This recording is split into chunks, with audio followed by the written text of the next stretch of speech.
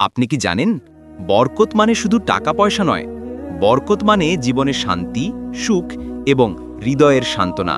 কিন্তু কেন আমাদের ঘর থেকে সেই বরকত চলে যাচ্ছে? প্রথম কারণ পাপ ও গুনাহের আধিক্য। মিথ্যা কথা, অশ্লীলতা আর আল্লাহর হুকুম না মানা এই কাজগুলো বরকতের পথ বন্ধ করে দেয়।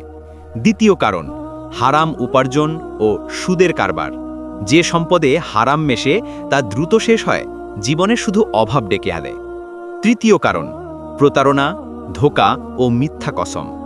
ব্যবসা বাণিজ্যে সততা না থাকলে আল্লাহ সেই স্থান থেকে বরকত উঠিয়ে নেন।